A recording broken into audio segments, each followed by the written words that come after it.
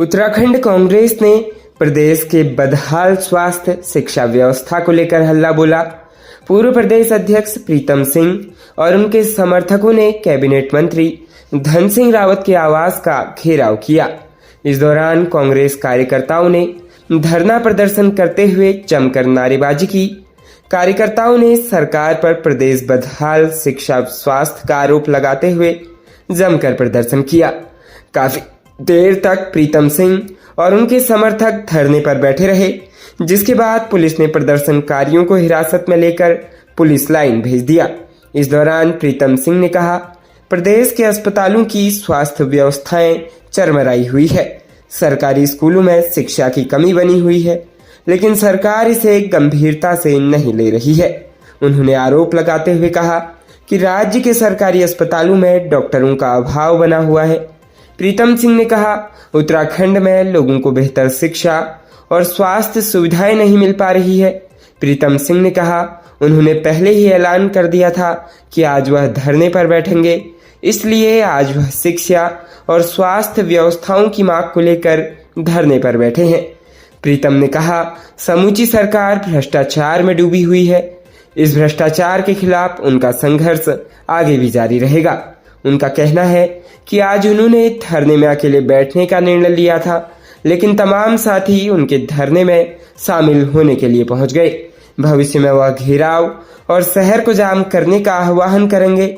उन्होंने कहा, इस मुद्दे पर वह सरकार से आर पार की लड़ाई लड़ेंगे। राज्य उत्तराखंड में सड़कों का जाल बिछाने के साथ ही हवाई सेवाओं का विस्तार किया जा रहा है। इसके साथ ही प्रदेश के दूरस्थ और पर्वतीय क्षेत्रों को हवाई मार्ग से जोड़ने का प्रयास किया जा रहा है, ताकि इन जगहों तक पहुंच आसान हो सके। माना जा रहा है कि हेली सेवाओं से पर्यटन की स्थानीय अर्थव्यवस्था को बढ़ावा मिलेगा। इसी कड़ी में 2 वर्ष के भीतर 8 हेलीपैड बनकर तैयार किए जा चुके हैं, जबकि 6 हेलीपैड के निर्माण का कार्य जारी है। उत्तराखंड भौगोलिक रूप से चुनौतीपूर्ण राज्य है। ऐसे में प्रदेश को हर वर्ष प्राकृतिक आपदाओं से दो चार होना पड़ता है। आपदा की स्थिति में राहत टीमों को पहुंचने में काफी वक्त लग जाता है। इसके साथ ही पर्यटन के लिहाज से भी पर्यटकों को लंबा सफर तय कर एक स्थान से दूसरे स्थान पर जाना पड़ता है। इन्हीं तमाम समस्याओं को देखते हुए सरकार की ओर से अलग अलग जगहों पर हेलीपैड बनाए जा रहे हैं। इनमें से कुछ का कार्य शुरू हो गया है, तो कुछ अगले 2 सालों के भीतर बनकर तैयार हो जाएंगे। बीते 2 वर्ष में यूकाडा यानी उत्तराखंड नागरिक उड्डयन विकास प्राधिकरण सहस्त्रधारा, श्रीनगर गौचर, चिन्यालीसौड़, अल्मोड़ा, हल्द्वानी, पिथौरागढ़ और मुनस्यारी में हेलीपैड तैयार कर चुका है, जो अब यात्रियों को अपनी नियमित सेवाएं दे रहे हैं।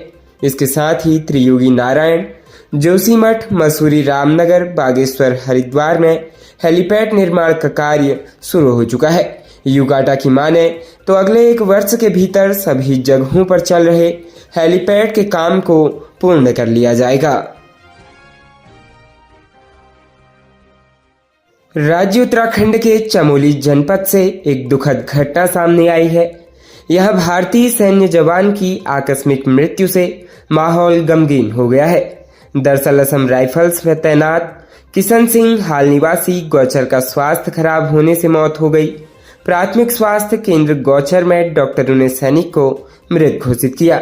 चौकी प्रभारी गौचर मानवेंद्र गुसाई ने बताया कि गुरुवार 5 दिसंबर को सीएचसी गौचर द्वारा उन्हें बताया गया कि एक व्यक्ति को मृत अवस्था में उनके परिजन अस्पताल में लाए। सूचना पर चौकी गौचर पुलिस मौके पर पहुंची। मौके पर जानकारी जुटाने पर पता चला कि मृतक एक 40 वर्षीय किशन सिंह पुत्र जवाहर सिंह निवासी नारायणगढ़ चमोली हाल निवासी गौचर के रहने वाले हैं। मृतक किशन सिंह असम राइफल में तैनात थे। वर्तमान समय में अवकाश पर घर आए हुए थे। गुरुवार को अचानक घर पर स्वास्थ्य खराब होने के कारण उनके परिजन उन्हें उपचार हेतु गौचर अस्पताल में उपचार के लिए लाए, जहां डॉक्टर के द्वारा उन्हें मृत घोषित किया गया। उन्होंने बताया कि डॉक्टरों के मुताबिक मृत्यु प्रथम रूप से हृदय गति रुकने के कारण होनी प्रतीत हुई है। समय न होने के कारण मृतक के शव को उप चिकित्सालय कर्णप्रयाग की मोर्चरी में रखवाया गया। पंचनामा और पोस्टमार्टम की कार्रवाई के बाद शव परिजनों को सौंपा जाएगा। प्रदेश के विकासनगर में सहसपुर थाना क्षेत्र के अंतर्गत लाघा रोड पर हर्बल दवा कंपनी में नशीली दवा बनाने वाली फैक्ट्री पर पुलिस और नारकोटिक्स विभाग ने छापेमारी की। हर्बल फैक्ट्री की आड़ में नशीली दवाइयों का निर्माण करने वाली अवैध फैक्ट्री का दून पुलिस ने भंडाफोड़ किया। फैक्ट्री के मालिक सहित 3 आरोपियों को पुलिस ने गिरफ्तार किया। आरोपियों के कब्जे से भारी मात्रा में नशीली दवाइयां तथा सिरप भी बरामद किए हैं। आरोपियों द्वारा नशे की सामग्री तैयार करने में प्रतिबंधित केमिकल और सॉल्ट का इस्तेमाल किया जाता था। फैक्ट्री संचालक डिमांड के हिसाब से ही नशीली दवाएं बनाता था। वह पकड़े जाने के डर से कभी भी नशीली दवाओं का स्टॉक नहीं रखता था। आरोपी द्वारा पूर्व में सेलाकुई क्षेत्र में एक फैक्ट्री में काम करता था, जहां से उसने नशीली नकली दवाएं बनाने का काम सीखा। फिलहाल पुलिस ने सहसपुर थाने में संबंधित धाराओं में मुकदमा दर्ज कर लिया है। एसएसपी देहरादून अजय सिंह ने बताया, पुलिस टीम ने फैक्ट्री के मालिक संजय कुमार सहित 2 अन्य आरोपी शिव कुमार तथा रहमान को गिरफ्तार किया है, जिससे पूछताछ की गई है। उन्होंने 2 अन्य आरोपी ऋषभ जैन व कन्हैया लाल के भी उनके साथ अवैध नशीली दवाइयों के निर्माण में शामिल होने की जानकारी दी, जिनकी गिरफ्तारी के प्रयास किए जा रहे हैं।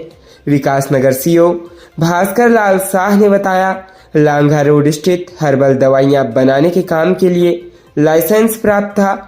उनके द्वारा कुछ नशीली दवाइयां बनाई जा रही थी। संयुक्त टीम ने नशीले कैप्सूल, टैबलेट व नशीले सिरप भारी मात्रा में बरामद किए हैं। मीराबाई की श्री कृष्ण की भक्ति की कहानी तो जग जाहिर है। हल्द्वानी की रहने वाली 55 वर्ष की भावना रावल की भगवान कृष्ण के प्रति दीवानगी भी कुछ वैसी ही है। भावना रावल ने भगवान गोपाल के साथ धूमधाम से शादी की है। भगवान कृष्ण बारात लेकर भावना के घर पहुंचे, जिसके बाद धूमधाम के साथ मंदिर में विधि विधान के साथ विवाह संपन्न हुआ। रिश्तेदारों को फोन करके बेटी की शादी में बुलाया गया। मेहमान आ गए। इस दौरान कुछ लोगों के मन में यही सवाल था कि आखिर दूल्हा कौन है। इस अनोखी शादी में बकायदा दूल्हा भी आया, बाराती भी आए, डांस भी हुआ। जितनी रस्में होती है वह सब हुई। बेटी विदा होकर पिता के घर आ गई।